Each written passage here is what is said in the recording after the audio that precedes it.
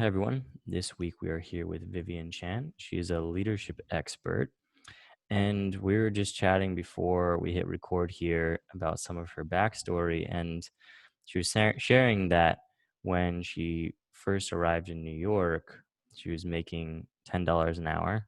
That was her previous job, and now she's selling VIP coaching packages for $3,500 for 4 hours, which, if you do the math, and I think we did it right, it's 875 an hour.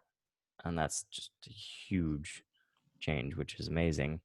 And I think really cool and interesting is she's kept her job this entire way. And I want to hear more about that. But it's cool because now she was sharing this. She's like 70% of the way to feeling confident in jumping off and just doing coaching full time, which is just such a cool milestone. So, hi, Vivian. Thanks for coming on the show. Hi, Josh. Thank you so much for having me. Yeah, of course. So, walk us through what's happened here. Like, what's the backstory? How did this whole thing come up? And go back as far as makes sense in terms of when you first got this idea that you wanted to work for yourself. Okay. So, I'm originally from Malaysia and I moved to New York in 2009. And then ever since then, I started working while I was still studying in college. And I had well, I was majored in engineering, but I was working in IT field.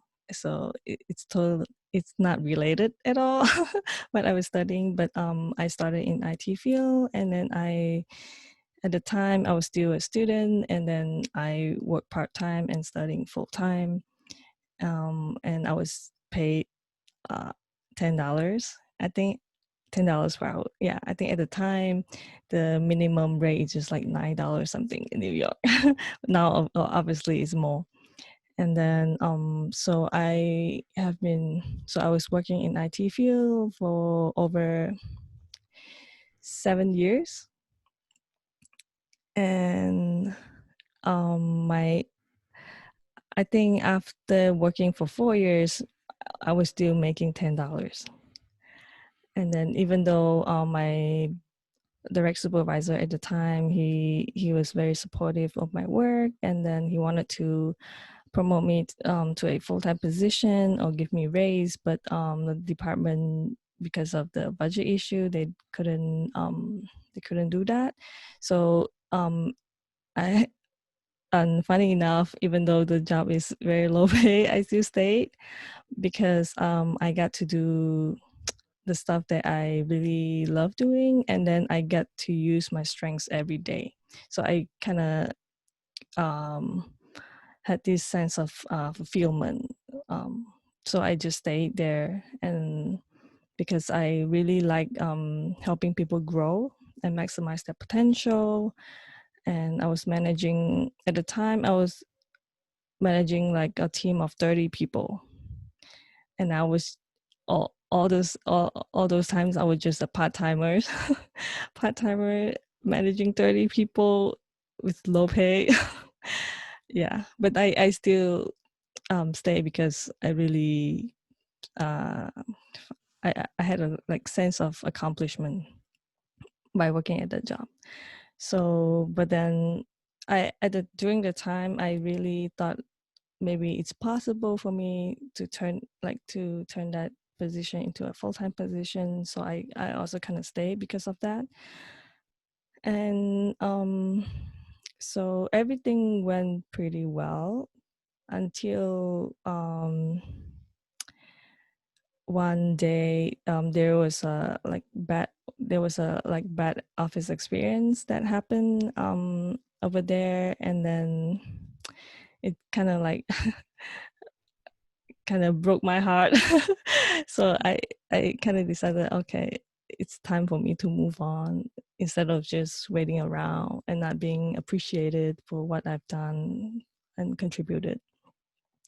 So that's when I started to make up my mind to look for alternative And that's when I kind of discovered online business. At the time, I was good at Google, doing Google search. So I did a lot of search on the internet, and I found out about online business. I found out about Marie Folio, B School, and stuff like that. So I was like fascinated by the idea that, oh, I can actually make money online, instead of like working, finding job like in New York or somewhere else. So that's how I started my journey of online business. So in 2017, I started my web design and development online business, and then it was called Typeness at the time. And then why I chose um, web design and development is because I already have the knowledge, like the skills, the skill sets to perform this. And then at the time, I was thinking, oh, since I already know how to do this, and people probably want to pay to get this done, so I might as well do this. So I kept on going for a while, and then I realized that something is not right. Like I felt something was like misaligned. So and then but I couldn't point out like, oh, what exactly is wrong. So I just kept on going, and then in 2019, I kind of like um I, I I thought about it like, okay, I need to figure it out, like what's wrong, because I was like procrastinating. I didn't do what I was supposed to do. So and then that's when I found my coaches, mentors at the time, Emily and James Williams, and after working with them, I found out that actually what I wanted to do is to become a coach. And that I didn't know that the seed was actually planted within me a few years ago. But at the time, since I was just the beginning, like I just discovered about online business. I didn't feel like I could do it because of imposter syndrome. Like, who is going to work with me? Like, who am I to do this? Yeah, all sorts of stuff. So after working with my coaches, I decided, okay, I'm going to switch to become a coach. So after I told them, after they helped me out, and then I told them that, oh, okay, I actually wanted to become a coach. And then I was like, I felt a sense of relief. That's when I know that, okay, I made the right decision. This is the path that I wanted to pursue.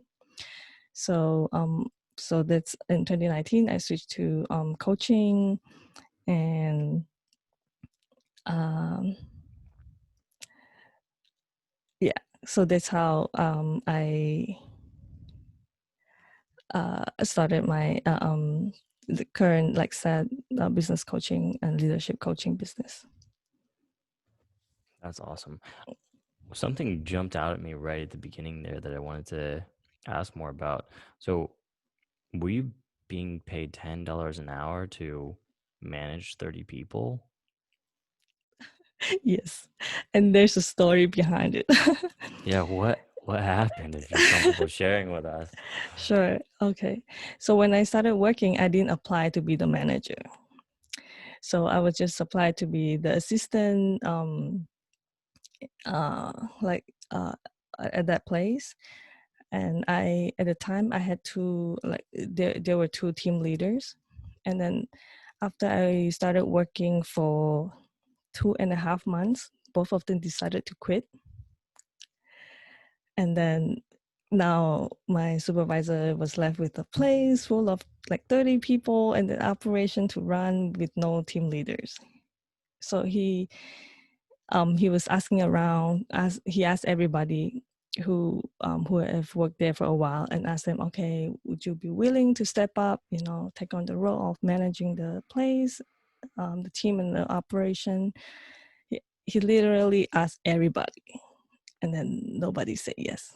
I can understand why, because you're not getting more money for all those responsibilities. So at first he didn't want to ask me because I just started working. I was kind of like new, just 2.5 months. But then he decided, okay, he had no choice. I'm the last person, and then he just asked me. Yeah, one day he asked me, "Oh, can we have a moment?" I was like, "Sure." And then he asked me the question, "Would you be willing to take on the responsibility of managing the place and operation?" Right away, I said, "Yes, I'll do it."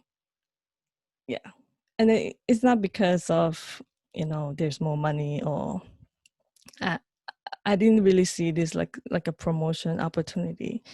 But at the time, I knew that he needed help, and then inside me, I know that I can help him.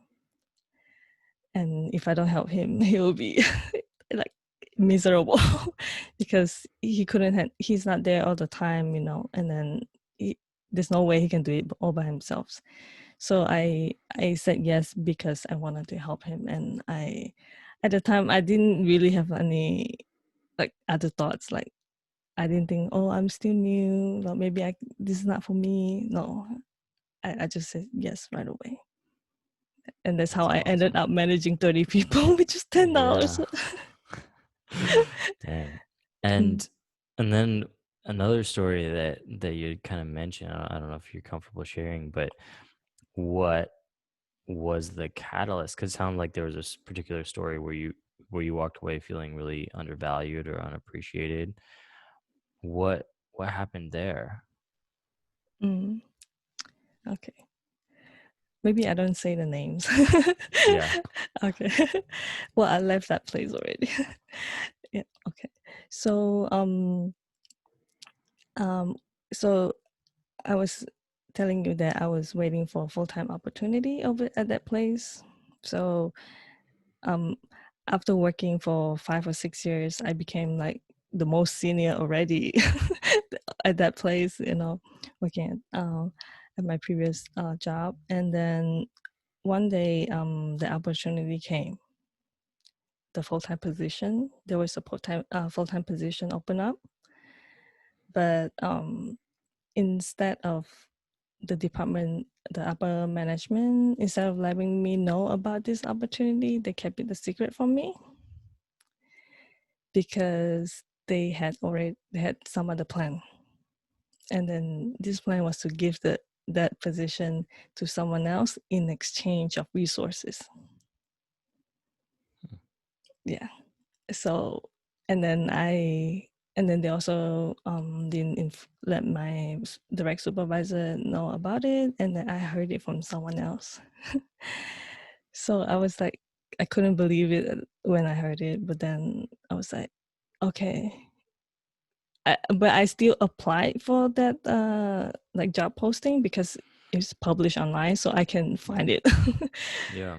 Yeah, but then I know that even though I got invited to this like the interview and go through all the commotion, the position they won't give it to me because they already had another plan. Hmm. It was like rigged against you from the start. Hmm. Dang. And how did you feel about that?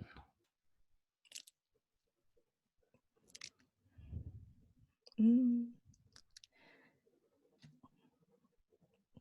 I kind of like lost trust in them, in the system. Yeah.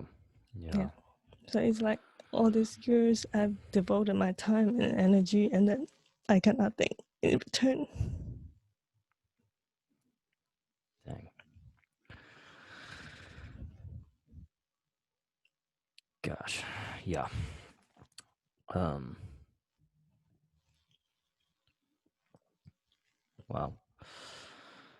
Because I was gonna ask, like, you did devote a lot of time to them, 5 or 6 years, It, especially with being underpaid that whole time. eventually, I got like pay raise to $15, but then it was like they were reluctant to do that. Even $15, they were reluctant. Yeah. Yeah, the system was not working in your advantage. And the other thing that comes to mind for me is I wonder if it felt like being taken advantage of. Yeah, definitely. Yeah, gosh. Hmm. What was the what was the story you were telling yourself about why that happened?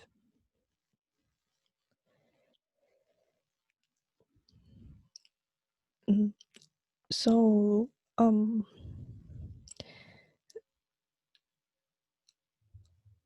at first when that happened, of course, I had like hard time processing it. But after a while, maybe half a year went by, I I started to think back.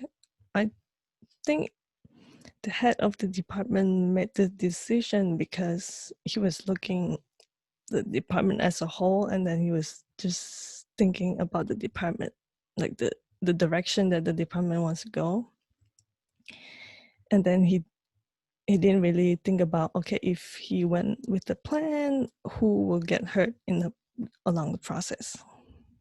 Yeah, so he didn't really like purposely trying to hurt me or anything. So that's how I thought about it, after the Right. event.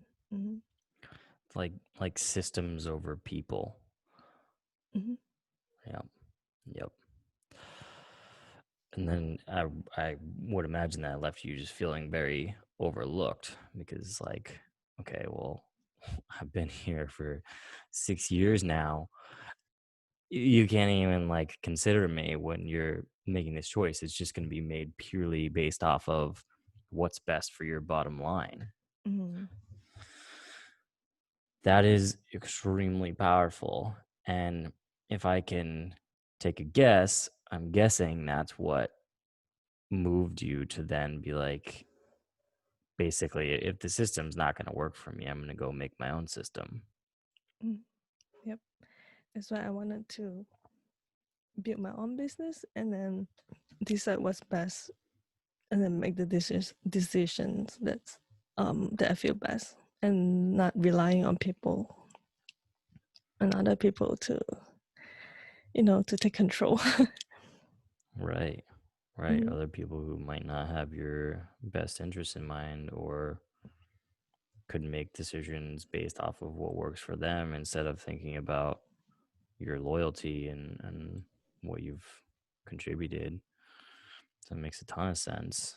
And how does that feel carrying through? Because how long have you been working on this on the side, like your own business on the side? Okay, so I started in 2017, so it's like 3 years already. Yeah, and you're Yeah, still working at that. Are you working at a different place now? yeah, at different places. So after the incident, I was very desperate to look for other places uh just to change my environment. So I was yeah, it was I was like fortunate enough to be able to find something real quick and then just make the switch. Awesome. And Hmm. then, but then you're still working full time, or is it part time now? Part time. Okay, part time now, and then you're building up the coaching business on the side. Hmm. And what has like motivated you? Because that's 18, 19, 20, 3 years now of working on this on the side. Like what's keeping you going day to day as, because I could imagine if I'm pulling from my own experience, like when things take a long time, it's like you need something to fall back on of like, this is why I'm still doing this. Hmm. What is what's your why of why you're still, or even in like the beginning stages, like why you continue to persevere even if you still have to keep your job and like things are difficult, all that kind of stuff. Hmm. I still persevere and continue on because I this is something that I really want to do, even though I'm not able to like uh, get involved like full time yet. But I know that eventually I would like to just to be able to work for myself. And even though it's tough to like manage, I have to like manage like schedules, you know, for my part-time job and then also my business, running business on my side, on the side. But I think it's worth it. And I don't, yeah, I see the end results, and then that's what has keeping me, you know, like motivated and keep on going, because I know that eventually I'm kind of confident that I will make it work. It's just a matter of time. Yeah, I was gonna ask as a follow-up question, how does it feel when you're on one of those coaching days and you know you're getting paid and you're in control? Like, how does that feel compared to being back in that previous job where like everything was out of your control and it wasn't working in your Mhm. favor? Yeah, I I've I actually feel really good, and then I also like it made me um I was thinking like, okay, making money doesn't have to be this hard, you know. Like if you find the right place and right environment, then it's possible, you know, to pursue your dream and then make things happen and then get things right. And you do what you like doing, you know, instead of having to stay at a place that don't quite align with your values. Yeah, it kind of gave me like the contrast, like, oh, this is how people over there do things, but I can do it differently, and I'm proving that. Yeah, like you don't have to just abide by a system that you don't agree with. Hmm. Hmm. Yeah, that's a big deal. That's a very big deal. I imagine that it's much more exciting to wake up every day and do that than go work somewhere that, it's just not what you want. Hmm. Yeah. And also like when you do something that you really love, doesn't matter how hard, you still like you will do it, you know. Yeah. Yep. I can definitely resonate with that.